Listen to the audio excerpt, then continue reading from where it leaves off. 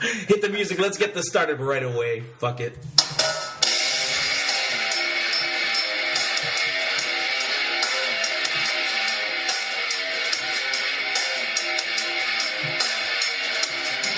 Let's go. Let's go. You can always tell when I choose the music versus Neil. Neil chooses the hip-hop. I choose the metal.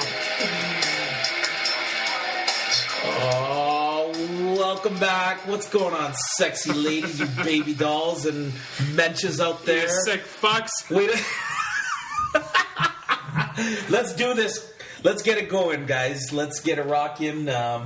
Well, we missed you for a week, and we can't wait to get back into it. So, actually, this time we're gonna throw it right into the letters. Straight right into. Yeah, we're gonna hit right up into the emails. So, I'll tell you what. I'm gonna read it, and Nelson, you take care of it. Okay? Right. Do it up. Do it up. This one is entitled, "Am I Addicted to Pain Relievers?" Jerry Lewis meets Bill Burr. Okay. Dear Nobodies, I've been taking Lortabs for about 6 months for carpal tunnel syndrome, but I find myself taking more than the prescribed dose. Oh, Jesus. I work with my hands all day, 6 days a week. The doctor recently doubled my dosage, but I still take more than I should. I always run out before it's time to refill, and when I run out, I just feel like shit. I can hardly function. If I quit taking them, the pain will come back and I'll get sick. What do I do? Signed, Old Guy. Oh man, Christ. Couple of things. Hey, here we go. Addictions. When reading about this, I thought, can we get off the drugs, people? This man is living prescription to prescription. You know how you live paycheck to paycheck? This man's living prescription to prescription. He runs out just before he's ready to renew.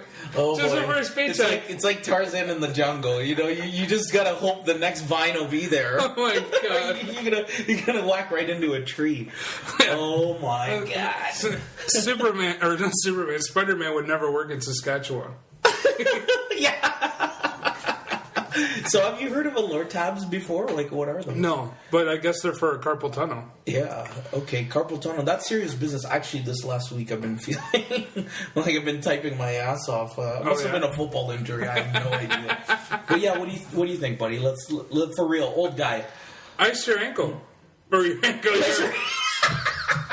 My wrist is fucked up. Ice your ankle. Next. Nobody's podcast solving all your problems. And you wonder why you see doctors. Ice your wrist, man. Look. Because I kind of have carpal tunnel or tendonitis or whatever fucking family member of the injury it is. But I always... I always ice it after I do something that I know is going to fuck it up. Like if I'm doing push-ups, I know my wrist's going to be... You do it. So you take the preventative measure. Yeah, because I have minor, because I can go months without feeling it, and then I'll go days where it's a mess. Mm-hmm. So I know I'm kind of at the minor stage of it. Mm-hmm. But I just bought a DVD that talked about all the shit you're supposed to do to keep it from getting worse. Oh, no kidding. Yeah. Hey, you got to invest in yourself, man. You can't wait till the fucking wheels fall off before you start complaining. Right? Well, because or end up in this situation where you need more than... maybe to subscribe. They also say that if you do the surgery, it might come back, or it might not solve it because your pain might be caused by a tightness in your shoulders. And Sure. I would go see a massage therapist. Yeah, that's what I would do. That's my advice to this guy. And there's a whole host of things. I mean, there's ergonomic keyboards, and I've seen these keyboards, not the ones like that are separated just in the middle. Yeah. Have you ever seen people type with their palms facing in, like I've you're heard clapping? about that. Yeah. Like I've seen a guy actually use them, and that's so weird. Here's the thing that skewed it for me. Dude was a weirdo. So as soon as I saw it, I'm like, fuck this guy. This guy just wanted to mess up keyboard. This guy just wanted to milk the company for like some kind of, some what do you call it? A perk. Yeah. Get another keyboard than everyone else. But, Is he really addicted to prescription meds if he is still in pain, though? Like, isn't it that you're in pain, like you're addicted if you just keep taking them just because? Well, that's a good question. Because it's like if I'm in pain... Is it an addiction if you need it? Is that what you're saying? Yeah, like if I'm in pain, I'm going to fucking take the meds. What the hell? Why would it be an addiction? I think we're going down a dangerous... Oh, shit, man. I want to preface all of this. I want to asterisk all of this by saying... We are not doctors. We're not... Yeah, I'm not your doctor! and we don't want to... we're not here... No. We might talk about stuff, but we're not necessarily... endorsing it. Let's put we know nothing about everything. That's exactly right. So, amigo, here's another thing. Talk to your doctor. Let them know that you run out of your meds early. Okay, let them know you're worried about getting addicted, and you know how it's making. But he just doubled his dosage, so you must know he's running out. He's fucking doubling his dosage. Stop living prescription to prescription, man. Fucking pace. Can it be budget? Budget your pills.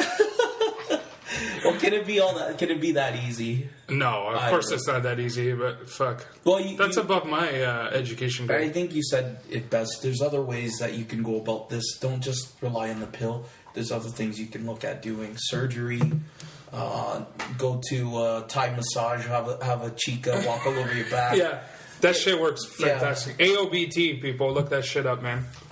Get your spine adjusted. Get a couple clack snaps in there. Hot yoga doesn't hurt. I've done yoga before that helps too, but I find the yoga for me helps my upper shoulders. Mm-hmm. But my wrist, there's some fucking positions you do not want to go into with a fucked up wrist. Like reverse dog or some bullshit. I don't even know what it is. Oh, yeah, for But sure. I know I went from downward dog to this position. My back was facing the ground and my chest up. All that weight was on my wrist. Oh, yeah, when you hyperextend your wrist so fucking much, it's crazy. So it depends on the positions in yoga. So you probably want to do a modified position of it. Isn't it crazy when you're younger that you don't think of injuries? You don't think of, like, the risks of what you're doing? Like, you know, back when you could ride a bicycle where you didn't have to wear a helmet. I know. Where people are skateboarding and rollerblading without wrist guards. Right? Yeah, and professional athletes play all the time. Like football players, you could fall to the ground and prop yourself up with your wrist. But you could easily snap it the wrong way. Yeah. I can't look at that stuff. That reminds me of one of the comments. We're going to talk about it later, but in 30 for 30, Broke, he made some comment about you fuck up your wrist, like you're walking around with a fucked up ankle, fucked up knee, like it's like I have a right to spend all this fucking money because I worked for it, you know what I mean? Absolutely. So, okay, old guy, listen up.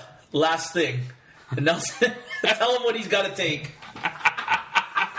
You're an asshole. Ibogaine, apparently. We're gonna touch on this.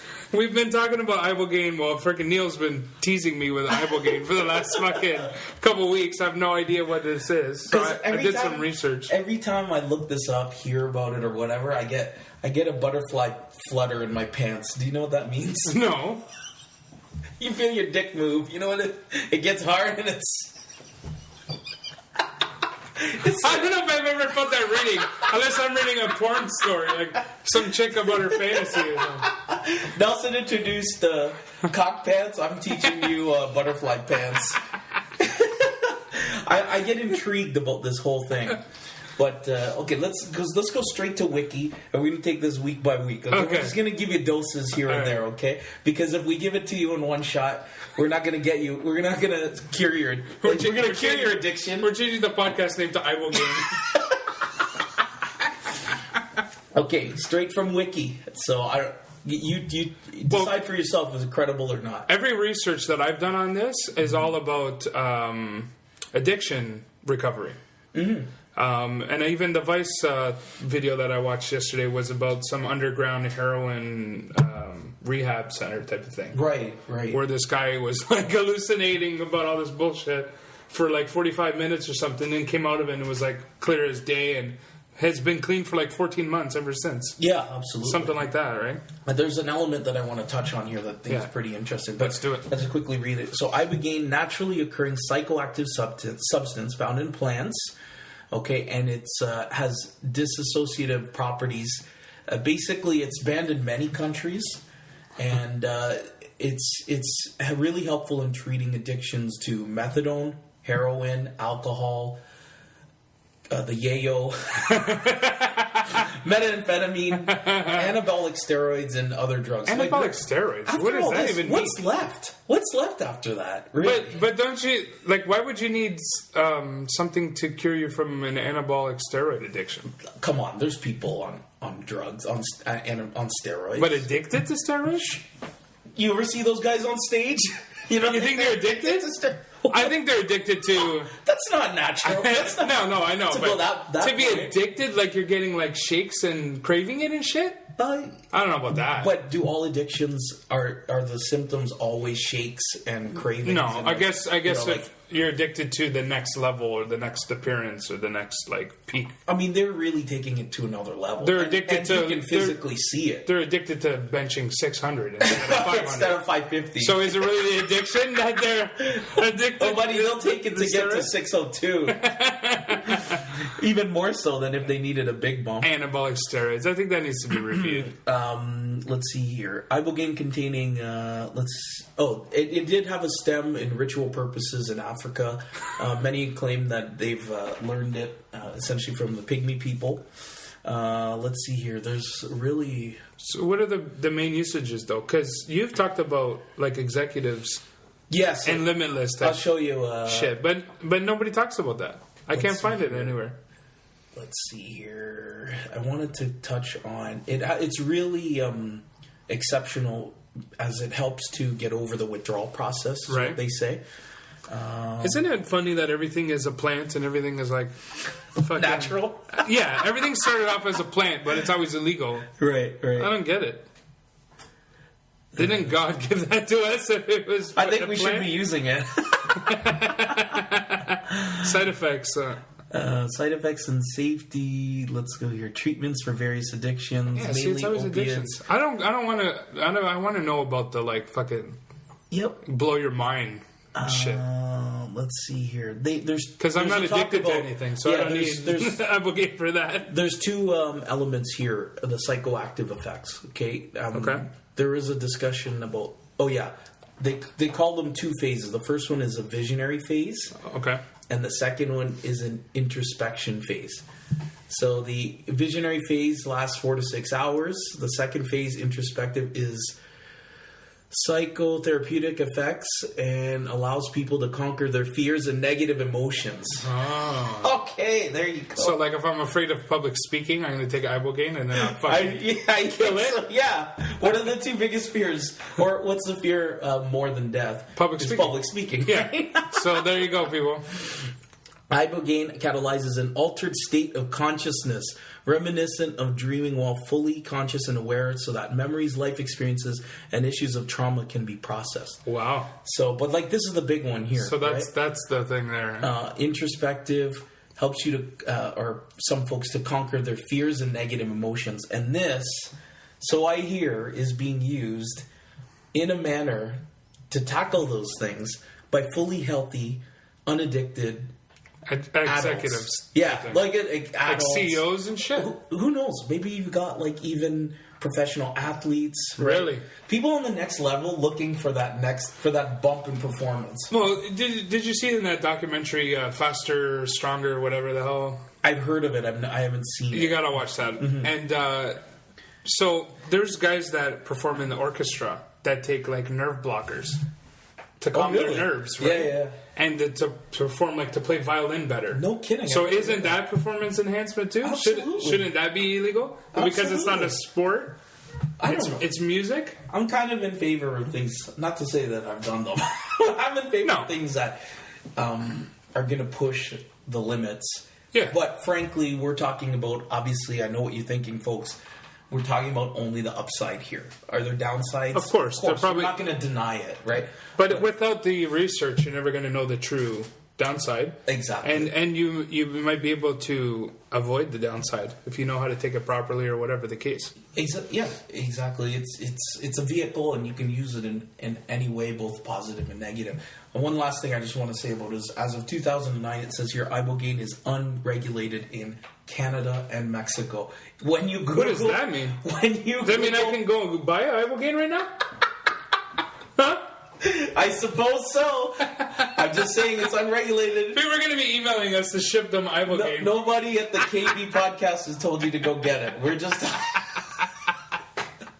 All right, we just want to... Yeah, we're exploring... FDA or TCC or whatever fucking... We're exploring a depth. acronym there is. Don't come knocking on our door.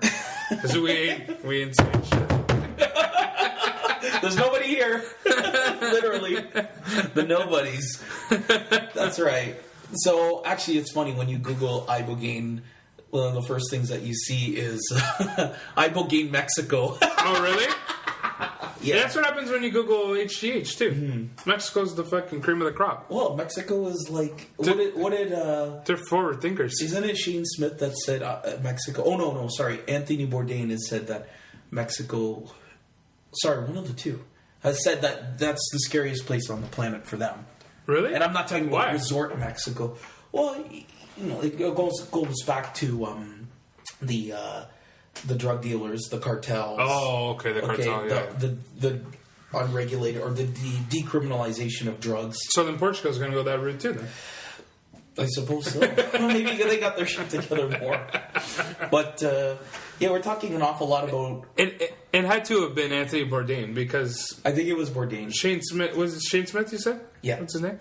He went to freaking North Korea, so to me that would be the scariest. But there's a place high level of control there in Mexico. It's like, you know, it's whatever. It's the jungle, man. So nobody in Mexico will be downloading this podcast now. No, probably not. We have no idea. But guys, we're heading down some directions here that, you know, addiction, performance, money, drugs, and who better to capture all of that than one of my favorite directors, Billy Badass Corbin from Miami, Florida, representing. And if you've seen any of his flicks, you just know that he talks the truth and he delivers great pictures. So on Netflix, you can catch both ESPN 30 for 30 and Broke. You can check out Cocaine Cowboys. I haven't seen that one, but I'd like to know about that one. So we'll those are two of my favorite. Are we digging into Broke first? Hell yeah, we're digging into Broke. Cowboys? Okay. So I want to start with a stat that they basically started at the beginning of this, and I thought, holy shit. Neil wrote it down too. Incredible, yeah. We got our notes here. Yeah, man. By the time they have been retired for 2 years, 78% of former NFL players have gone bankrupt or are under financial stress. And within 5 years of retirement, an estimated 60% of former NBA players are broke. So the first thing that came to my mind was like, well, NBA players spend less than NFL players, but they last longer. Right. But only 3 years longer. Well, the percentage is lower, too. The other perspective, too, is you've got to look at how much these guys make as well. And then the fact of they do talk about it. So if folks don't know what we're talking about, we're going to cover right now a pretty interesting phenomenon in professional sports, in particular North American sports. ESPN covers the life of an athlete, their earnings, their spending, and how basically a majority of them, more than half in a lot of instances, pretty much they end up flat bankrupt not long after they retire. And we're not talking about retirement in your 50s, 60s, 70s. No, we're talking these guys 30s, are middle-aged 40s. men. Yeah, exactly. The one thing he touched on, too, Billy Corbin, was this is a phenomenon around the world, not just athletes. He didn't just focus on the athletes. Absolutely. But it's something like he was shocked at how easy it is for a millionaire to go broke. Absolutely. In this world. And you heard in the lotteries as well. Yes. So, yeah, that happens too, right? Because for sure. all of a sudden all your friends come out and they all want cars and whatever else. And I like to think about 50 Cent in this situation. He goes, I don't owe you anything. If I owe you $20 or something, I'll give you the $20 back. Right, but I ain't buying you a car because you lent me $20. This is the truth. So, okay, let's touch on that. So it's 2 years after retirement, 80% of NFL players go broke. 5 years, 60% of NBA guys. Number one, Major League Baseball and NBA contracts are guaranteed. Okay. NFL contracts are not guaranteed. The only thing guaranteed on an NFL contract is the bonus money. Oh. Okay, see the difference? I mean, Yeah. once these NBA dudes lock in contracts, they're guaranteed to the life. That's why they can basically decimate a team when they, like, let's say they're old and not performing and get traded. Yeah. His old team can be on the hook for part of his salary. Right. It's not like when they release them, trade them, waive them. You're whatever. talking in baseball and in basketball in particular. I know there are numerous guys that are still on the salary of some teams. Right. After they got rid of them. Right. So I mean that's guaranteed money, and in the NFL you don't have that. You don't have right? that. So maybe. But even then, they only get get the fact that these guys. So it's 60% instead of 78, and 3 years later instead of 2 years. Well, they've got more money coming out of retirement, perhaps, right? And the other thing is the NBA average salary is something like, I don't know, this is hard to believe, $5 million. The average NFL salary is $1.9 million. Okay, so you got less. So that makes sense. There's more players in the NFL. They're making less as an average. Yeah. Therefore, they're probably retiring more. And becoming back faster in retirement. And that stat is as of March 23rd, 2009. Something like that. That's Sports Illustrated published. Yeah. So I wonder if it's worse now. Or probably. better. I mean, the salaries, like in the minimum salary for an NFL player is something like $320,000. Wow. Minimum. Like you could be a practice roster dude, and that's what you're making, right? So, but yeah, it's super interesting to compare it between leagues.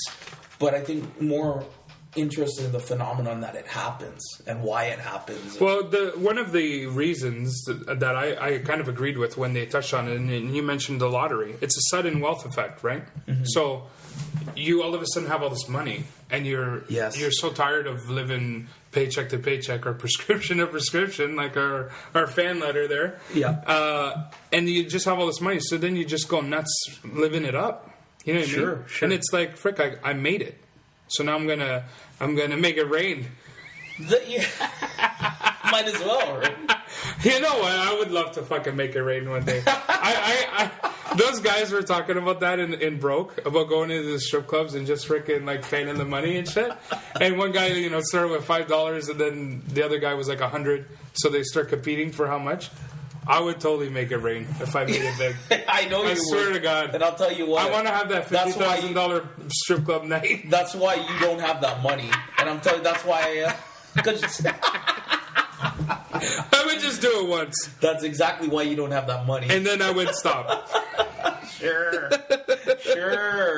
No, you know what? I haven't had the sudden wealth effect, so I have to work for a living. Well, you worked. So if it fell on my lap, I would know how to spend it. How long did you? When did you say you got your first job? 14.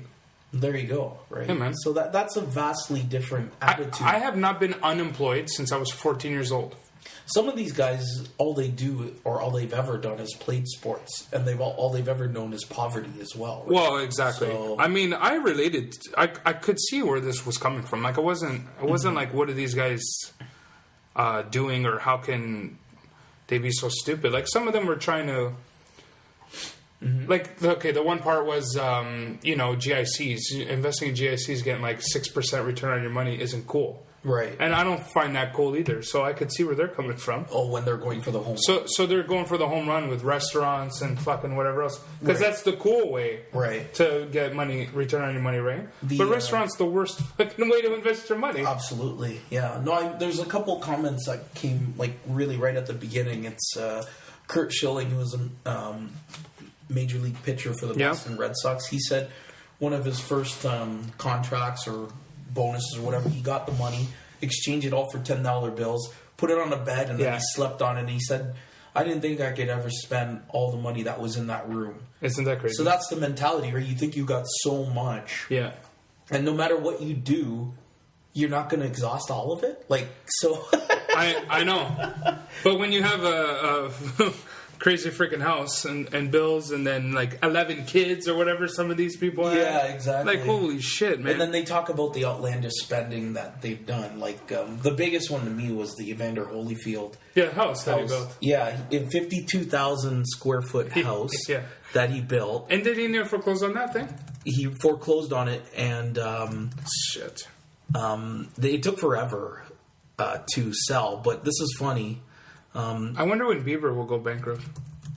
Probably not. Because you know it's coming. Yeah, it's probably not long from now.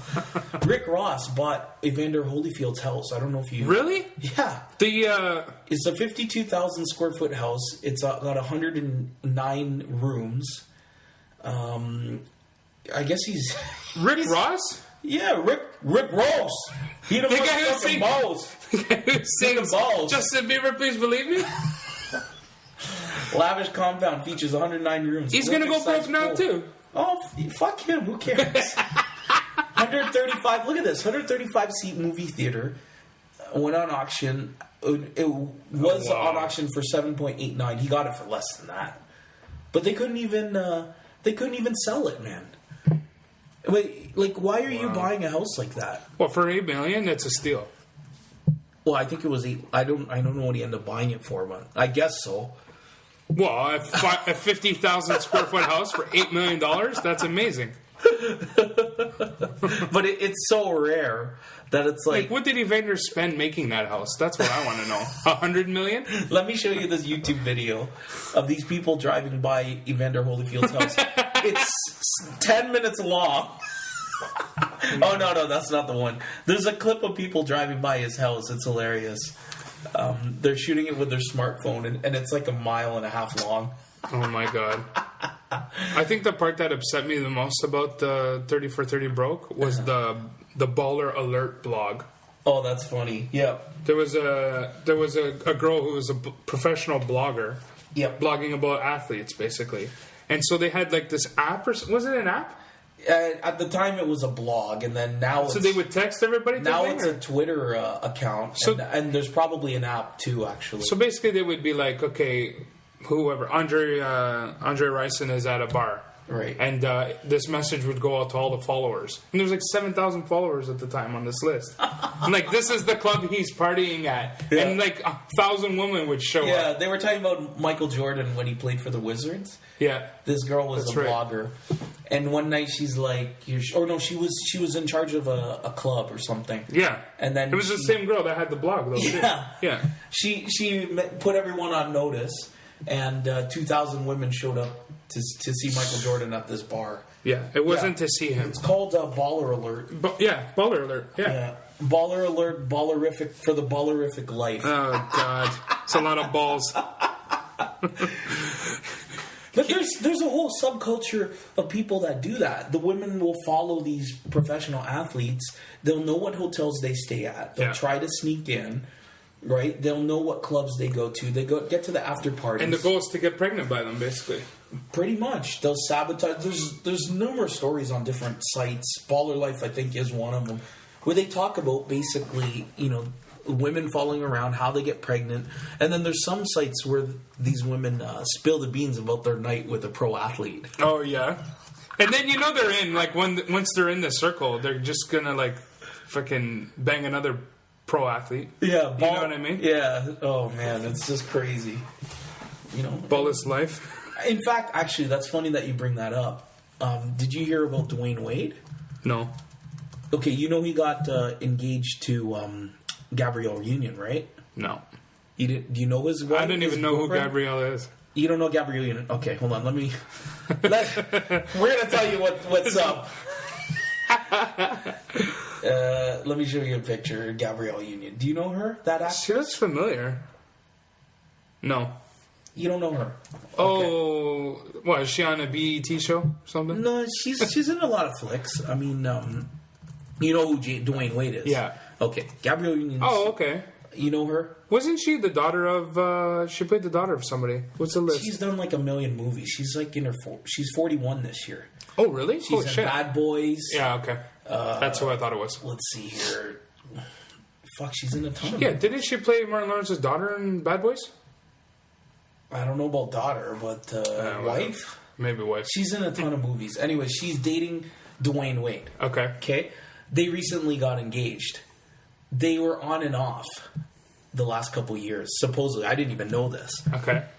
In the middle of in being off, Dwayne Wade had a hookup with Damon Wayans Jr.'s baby mama and had a kid with her. Oh, my God. What, in like the 2 months they were away from each other? Yeah. Wow. So in the break, basically he had another baby with this lady who was already having kids with other movie stars and stuff Oh, so like she's that. a professional mom. Yeah. Oh, look at that. So cute. So Dwayne Wade originally was married with 2 kids. Got Right. full custody of his kids, had a divorce. Hooked up with Gabrielle Union. Together forever since whatever year, and then on and off. In between, on their break, he starts hooking it with this other girl. They end up having another kid. This is his 3rd son. And then he gets back with Union and is engaged now. So she's going to take on his 3 kids from 2 other women. So he's okay. She's okay with that. Yeah. And she's making money on her own, too. And here's the thing, like... So she... The woman that D. Wade had his 3rd son with already had 2 kids with another actor previous. So it's just when this whole cycle is going on. It's going to come to a point where 2 fathers, like fathers with that share the same woman, are going to be playing on the same team. Yeah, probably. Did you hear about what do you call it? Steve Nash? No. His teammate hooked up with his wife. Oh, no way. He already had twins with his wife. He had another baby, and his wife was, I think, Latina or Caucasian. He's black? No way. So what happened? The baby was not his. They found out later on it was his teammates, and then he ended up getting traded. Or excuse me, trading the teammate who did the damage. Oh, really? Yeah. The GM was like, "Fuck this." So there's a lot. We gotta keep Steve Nash happy. There's a lot of screwed up things happening, right? And I don't know. It's hard to say that they're intentionally trying to get pregnant, but it is what it is. Reminds me of Van Halen. Fucking Van Halen's lead singer screwed Eddie Van Halen's wife. That's why he left. Like they left. Wow. I forget his freaking name. Not Sammy Hagar, the other guy. Whatever. Might as well jump. Yeah. Jump into something. That guy. But it's interesting. In the broke, the whole mentality, like, the one thing I love that they covered is the competition. That these guys are so competitive on the field and off the field. Yeah. Like, parties. Balling out, bottle service. Right. Nelson got a bottle. I'm gonna get the Louis the 13th bottle, right? A $5,000 bottle, right?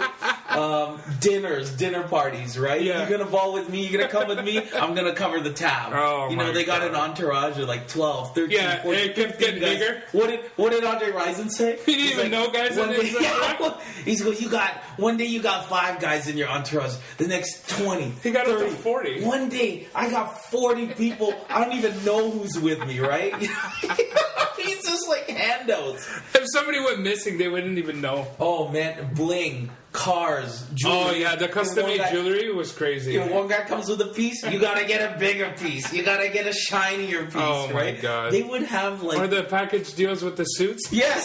The home run pack, right? Yeah. See, they would have like a team jeweler and come and hook it up. Yeah. Like, Imagine getting on imagine getting that referral.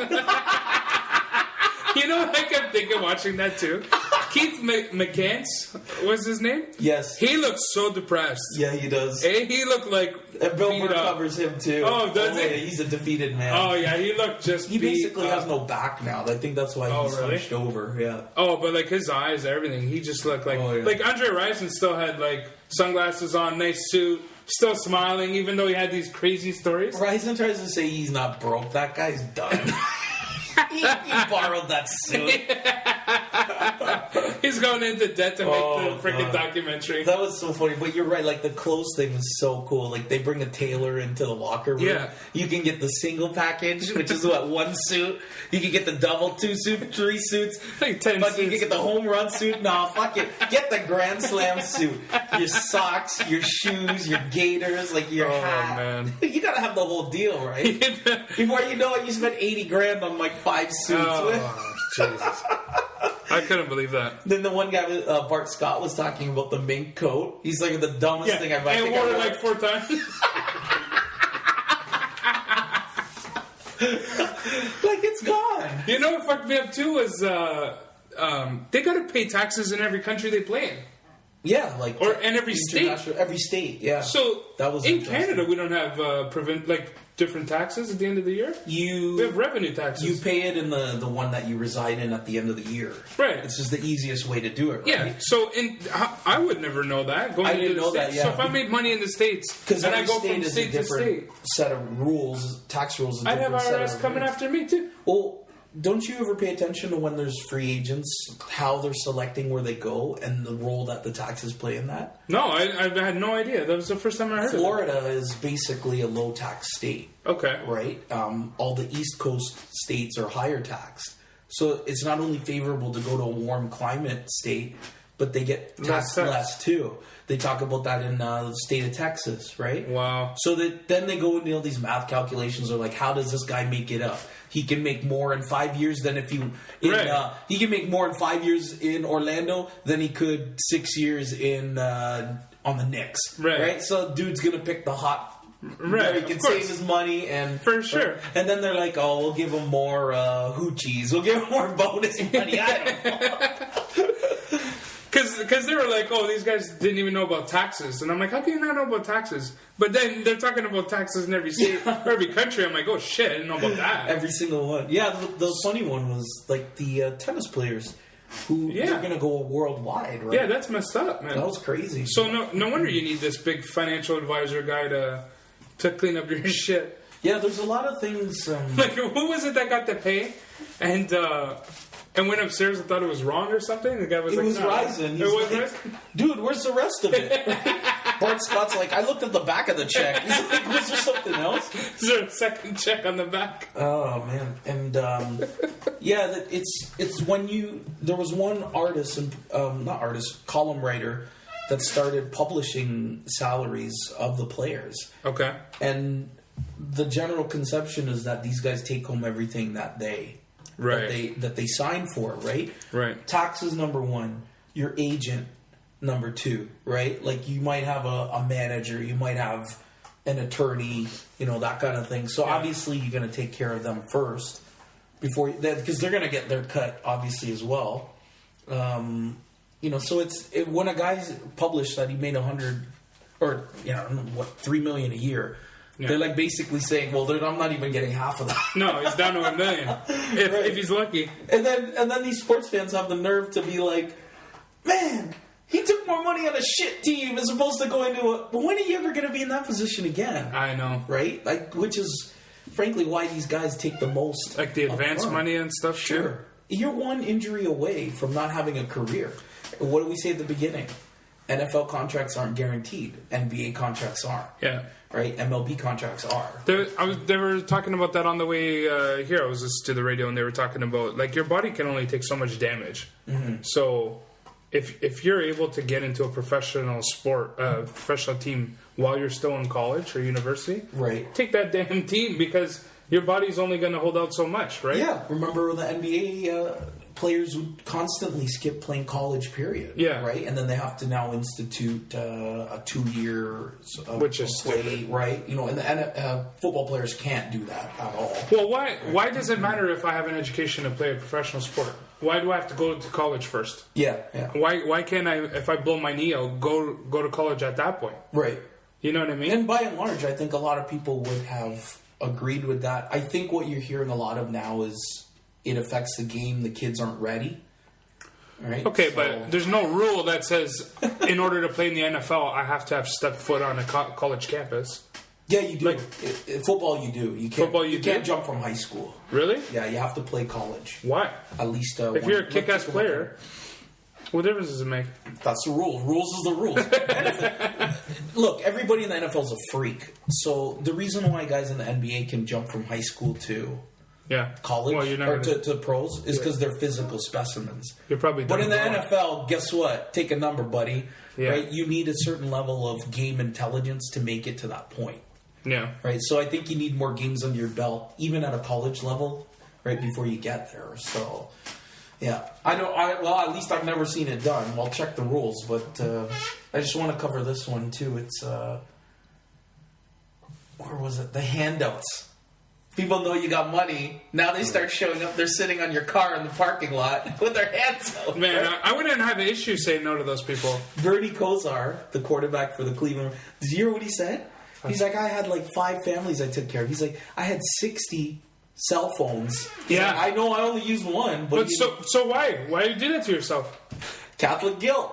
Catholic guilt, my balls. I can live with Catholic guilt, no problem. So if you win the lottery, buddy... Oh, don't worry, man. Catholic guilt will be turned on. I'll be living with it. My Catholic guilt will be having sex with a hot chick wearing a Catholic kilt or whatever. That's my Catholic guilt, buddy.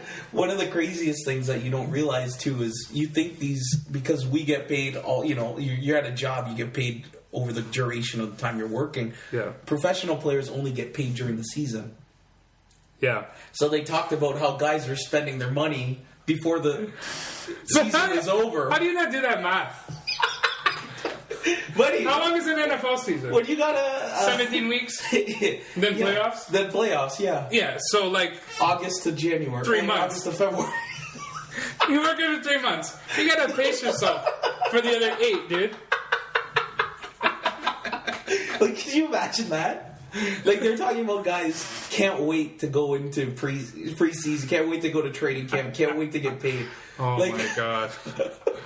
When you're rolling with an entourage 40 deep. First of all, like, this would be my... Especially after watching this. The white-collar criminals, that's who you got to watch out for. These guys that say they're going to want your money and all that, they're the ones you have to watch the most because they're slickest. Criminals, financial advisors and shit. They talk a good talk. So first of all, I'd have like none of those guys in my entourage. I would have like my entourage would be like 10 max, but I would know you by name, and I still ain't paying for all your shit. Nelson's got it. Nelson's hard. Maybe after 3 years, then I'd start like giving out a little bit of handouts because I got my shit figured out first. Yeah. Okay. Or I put you on a payment plan or something. So you have to budget. Basically, Nelson's got a whole bunch of employees.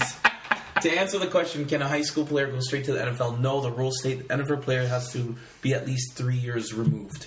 Really? From high school graduation. Maurice Claret tried to enter the draft after 2 years after his high school grad. Claret sued the NFL and won. Oh, there you go. Okay, right. Yeah, but then are you able to play for the NFL? Well, he was a bust anyway, so there you go. So this guy sued the NFL. He fucking bullied them. They let him play, and he blew. So you know what? Take the time to develop. Don't fuck the game. Oh, see. So there you go. Yeah, and then it pretty much ends off by talking about the pressure to continue to play injured. Yeah. Play through, That's tough. Maybe when their career's over with, but there's pressure to make money because they got nothing saved. Well, go become a sports analyst. Not everybody can do that. work for CBC or whatever. I think you'd have more luck starting your own podcast.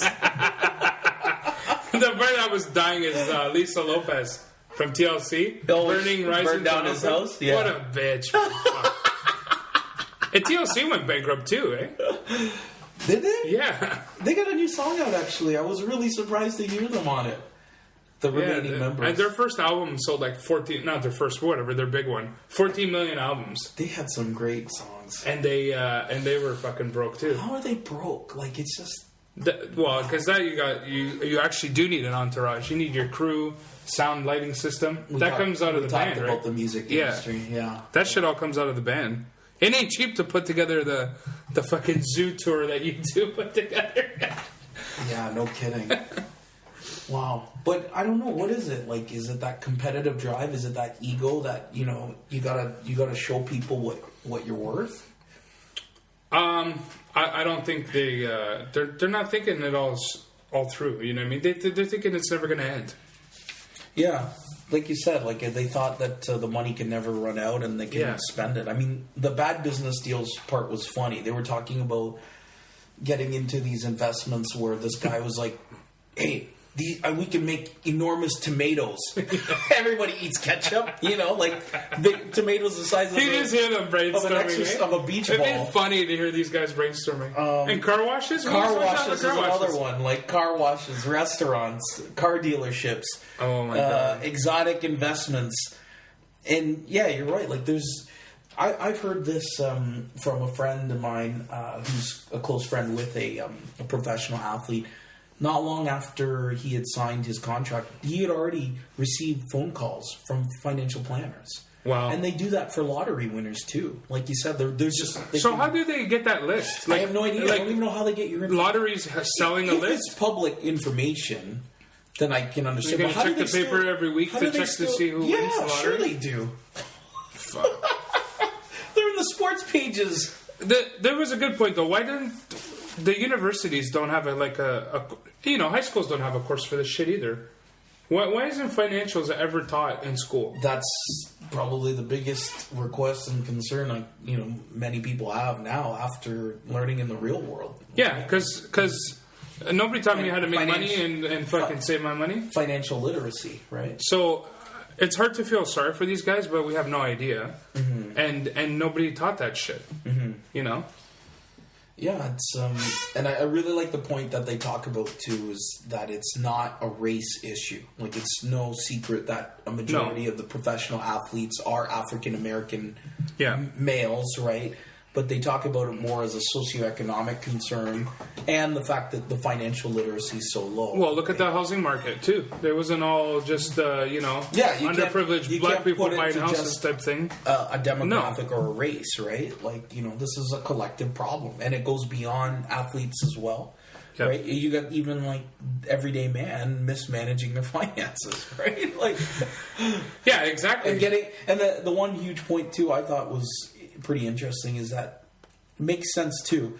The more money you have, the more ability you can get money loaned to you. You would know this, right? Yep. Right? The more assets supposedly you have, the more the banks are willing to lend. Therefore, you get into deeper crunches. Yeah, and in the construction industry, all you need is one bad job to fucking lose your shirt. And then, because you hedged all your money on that one job that's going to pay big. And if you get killed on the job or for whatever reason, like somebody cancels you out on the job, right? Then you're done. Like, let's say you have a contract with the city, and the city cancels that program. So you just went out and bought a bunch of equipment because you relied on the city, and then now you're out the income, but you're still got to make payments on that equipment. It's tough, man. It's tough. Vince Young, was he covered in that? He was. He filed for bankruptcy recently, back just about a week ago. Filed in Houston Federal Bankruptcy Court. Estimated assets between $500,000 to $1 million, and liabilities up to $10 million. He's 30 years old. That list of athletes was massive too at the end of that, eh? Absolutely. I mean, Mike Tyson, $400 million. Right? And then they talked about gambling, which I thought was interesting too. Yeah. There's this one part about MJ, and his dad was quoted as saying he doesn't have a gambling problem, he has a competition problem. Yeah. Right? Yeah. Charles Barkley said he lost $10 million in gambling. John Daly, the golfer, said he lost $50 million in gambling. Yeah. Like, these guys, they're studs in their sport, but they're chasing something, right? They're constantly chasing. They're never happy, eh? Wow. So we got to go back to our old guy and your wrist carpal tunnel concerns. Get that under control before or you end up at a casino and you're putting it all on red. Yeah, because you can't type anymore. The tech bubble they talked about too, that was interesting. $60 million in 18 months, the one guy made. Yep. I think it was the guy that bought the Dallas the b-ball team. Mavericks? Yeah, Mark Cuban. Mark Cuban, that's it. Yeah. $60 million in 18 months. Yeah. Holy shit. That was the times when the sports really flourished. How do we get in on that bubble? Yeah, you gotta catch it. You gotta catch it before. Obviously. Oh my god.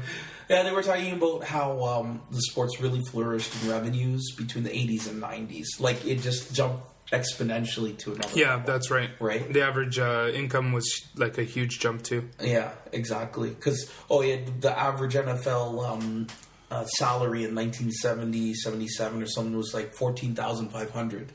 And like I said, most recently, maybe 2012, 2013, it's now something like 1.9 million. So, like it's the higher you go, the higher the possibility. More money, more problems. Yeah, exactly. And when they lead you to close to desperation or desperate times, you know what they say, desperate times calls for desperate measures. So they talked about guys putting it like that whole put it all on red mentality, right? They take their last little bit and they throw it in a bad investment hoping for the home run to get them back, right? And that's crazy. They go bad and that's it. So check it out. We keep bringing it up. If you haven't seen it, or if you have seen it, share your thoughts. Billy Corben did a wicked job on it. ESPN 30 for 30. So you liked it, eh? Yeah, the 30 for 30 series are amazing. They're incredible overall. They have crazy stuff. Yeah. So you mentioned Cocaine Cowboys? Cocaine Cowboys, yeah. It's tremendous. It's on Netflix, actually. You can... Is it? So what's that about? Cocaine Cowboys is about the cocaine phenomenon in Miami. And it starts off basically outlining how the city of Miami was like this retirement destination, period. Yeah. It's like the one guy talks about, he's like, it's basically old people waiting to die there. In Miami. Yeah, and it's pretty funny because they show footage of people there, and it basically is. It's an uncharted waters, so to speak.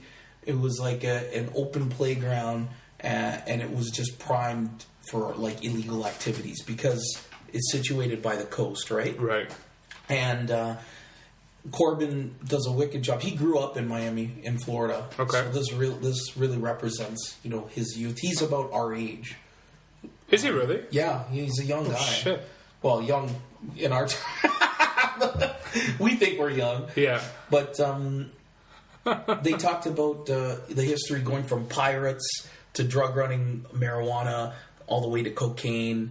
And then just like the commercialism and how the European modeling industry finds it, and then all of a sudden they go into Miami Vice and becomes this hot cesspool of like just drugs and like everything hip, right? And it's pretty tremendous. There's a drug dealer, what's his name? Roberts. We'll see it. And he gets hooked up. He's from New York. He's with the mafia. Okay. Things go awry there, and he bails. Is this a movie or a documentary? It's a documentary. Okay. Right, and he heads down to Miami. Links up with a couple of people. You've seen the movie Blow? Yes. You know how they hook up with the guy to do the Cessna flights? Right. Basically, this is the same premise, same idea. He's got a partner, Mickey Monday, who's a native of Florida, who basically they hook up all the way till they get connected with the folks right in Colombia. Wow. So they saw all the intricacies of how they hide the drugs, and they would fly it in, and they would be basically just the transporters.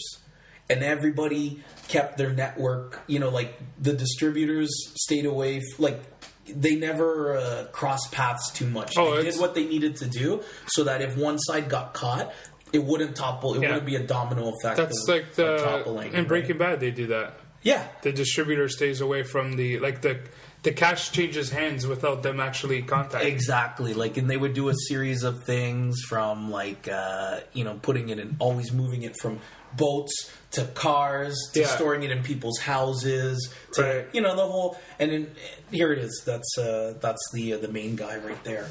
And then their connection with the Colombian drug cartels. So it's pretty cool. They basically put together up to $100 million. Oh, wow. But he does say he ends up spending all of it. Oh, so he goes broke too? He goes broke too. They show the lavish lifestyle. They're eating out and they're going to clubs every night. This is a bad theme, this podcast. Sir. You make your millions and go broke. There's no such thing as getting rich quick, I think is what we're trying to say. But he owned... it's not how much you make, it's how much you keep. He had thoroughbreds. Dude had sports cars. He flew in a helicopter to the racetrack, and then he would fly back home. That's awesome. Like, it was just insane. He was putting money in, like, the horse's feed. He didn't even know where to put it anymore. The horse's feed? Were they eating it? He was stashing it in the oats. Like, he couldn't even put it anywhere anymore. But weren't they eating it? Weren't they going to eat money?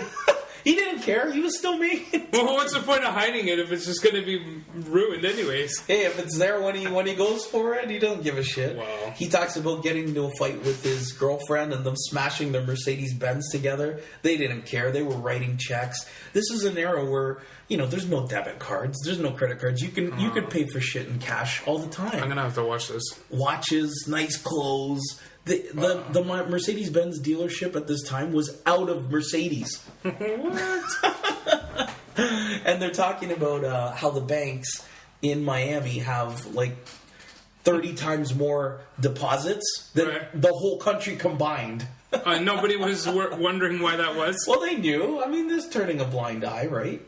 So, it's pretty interesting. It's about the whole distribution and everything. And there's one of probably the craziest parts here is there was a time where the violence got escalated so high. So what you saw in the beginning there was like a gunfight at a liquor store. Yeah.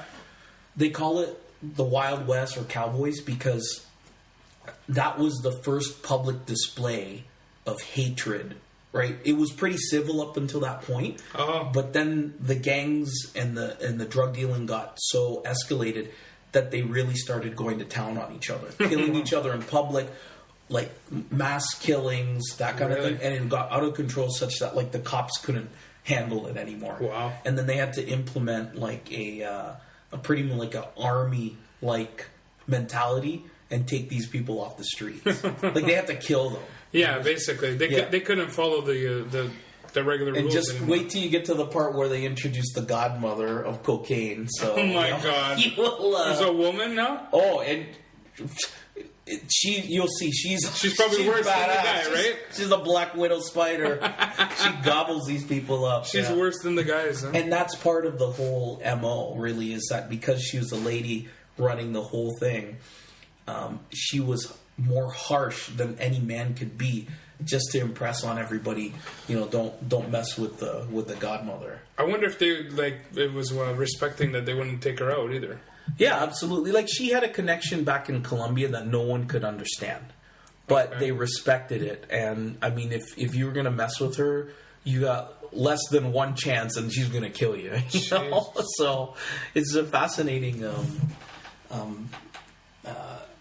Documentary, and this is everything I thought Breaking Bad would be, and I think it is. It's just it happens too slow for me, and that's why I stopped. Well, yeah, it's all of the family side of this. Absolutely, absolutely. So check it out. It's on Netflix, Cocaine Cowboys, and there is a follow up to it, part 2. I don't want to give too much away, but this operation heads out west to California. And this is where it starts to getting into basically the ghettos and the hoods of California. Oh, okay. Yeah, and then the second one covers... I'll let you take a look at. We'll cover that up. It always amazes me that how much footage these documentary makers are able to obtain. Yeah, they go so far back, right? There's like so much... Like, who's handing this shit out to them? They're not hanging out in libraries pulling out this footage. So, did you catch Drake on Saturday Night Live? I didn't, but I heard a clip of Drake say that he wants to be an inventor. What? He wants to, create something. Really? Or start a business that's unrelated to music.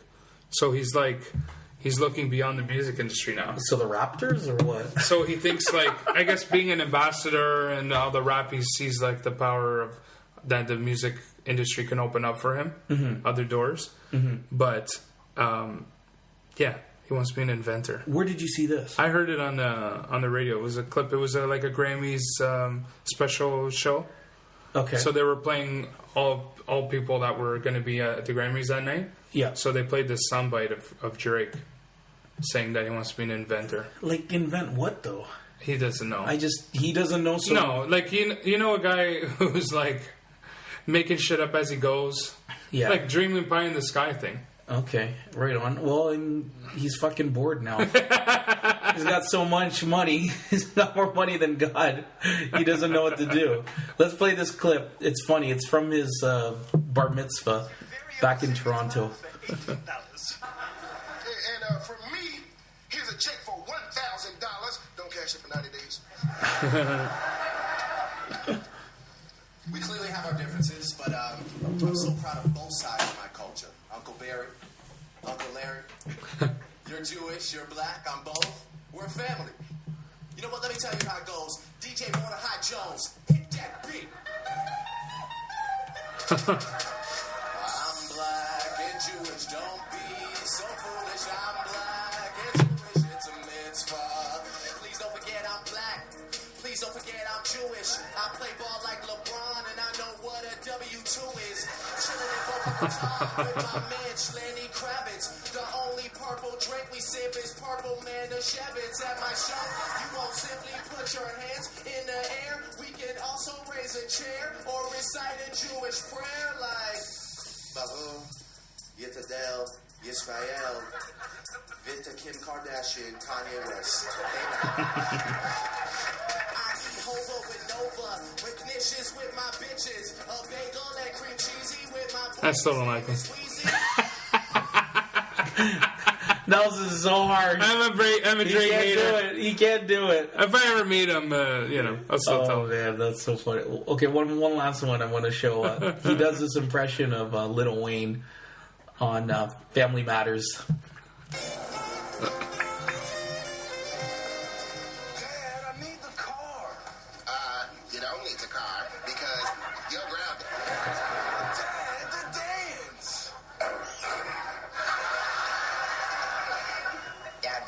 Cheese. It's in the fridge. Did I do that? So he does. Lil Wayne as Lil Wayne Steve, as or whatever the hell Steve Urkel, yeah.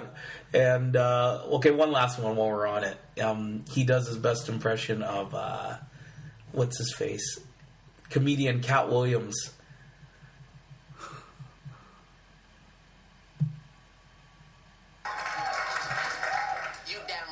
Pimpin', baby, okay?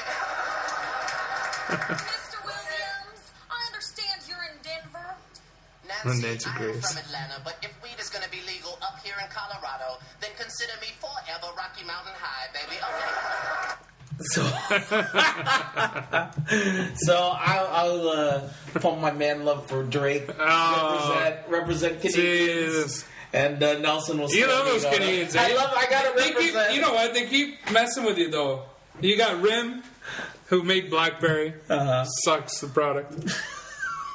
You gotta enjoy the run. While you got Justin Bieber. Please believe me. Doing a DUI. I knew it was gonna happen. Yeah. I'm surprised it took so long. They got Drake sings out of his nose.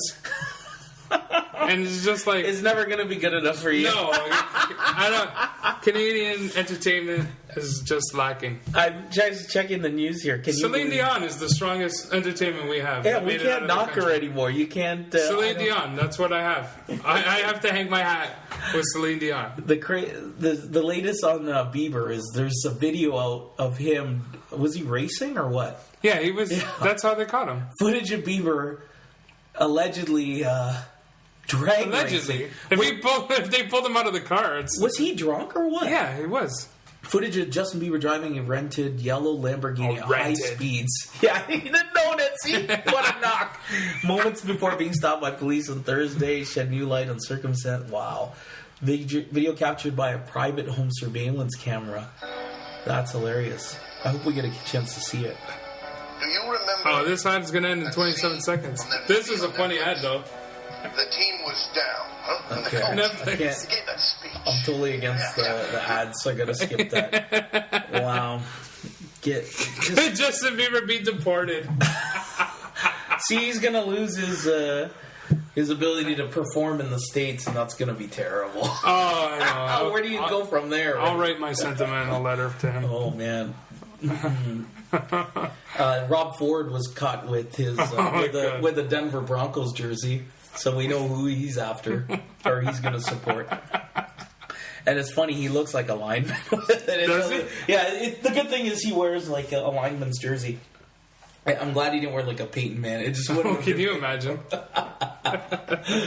Oh, right on. So You know, Bill Burr's coming to town, right? yeah, tell everyone what's going on there. And he says, he goes, I'm stopping at a place called Hamilton, whatever the fuck that is. Is that what he said? Yeah. Oh shit. It's 40 minutes away from Toronto, man. What an animal. Yeah, no one's gonna know. Frankly, they don't give a shit. My So God. he added He added an extra show. he had an extra show. So his Friday the 7th and Saturday the 8th are sold out. I feels like it because I tested 2 tickets and it wouldn't even give me 2 tickets. Oh, no kidding. So he added the one on Sunday at Massey Hall. Is that right? Yeah, Okay, right on. So check it out. Billy Bar, they go on sale tomorrow. Nelson's favorite. Can't beat it. Yeah. And yeah, check out the 2 the longest movie reviews of ESPN 30 for 30 Broke and Cocaine Cowboys. Keep sending us your emails because obviously we're loving doing that, guys. We're getting a lot more, and we're trying not to keep them monotonous. Definitely, we're trying to Keep them different every time. yeah, absolutely, but keep them coming nonetheless. Follow us on Twitter at Real Nobodies, RealKNOW. BUDDIES. I don't know why we got to spell it every time. Well, because people will probably think it's nobody's as an NO. You know the name. BODIES. Yeah, right on. And what do we got coming up for guests, Nelson? Oh, we got a special one coming. Wet the whistle a little bit. This one's a little near and dear to my heart.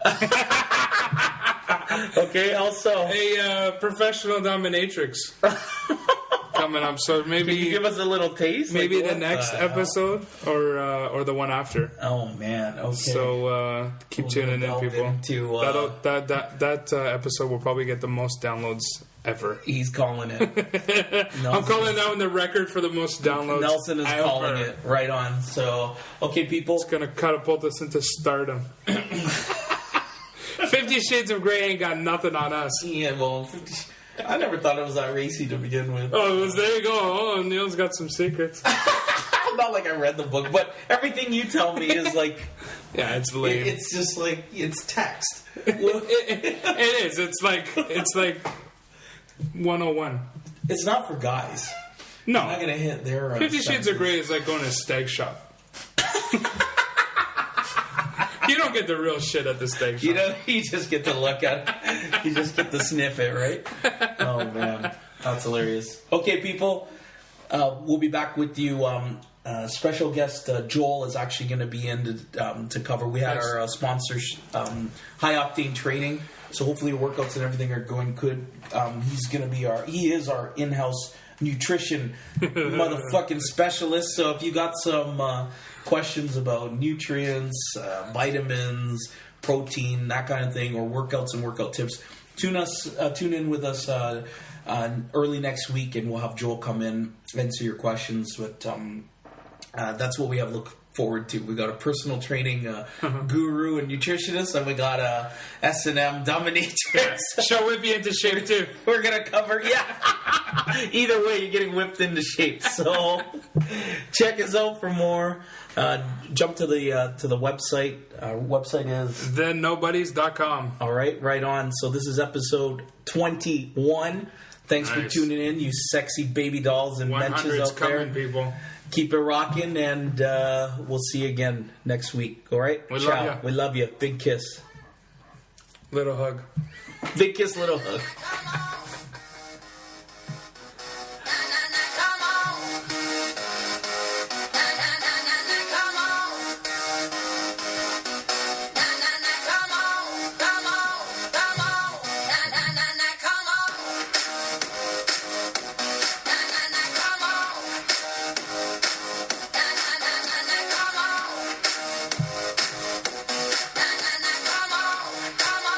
Come on.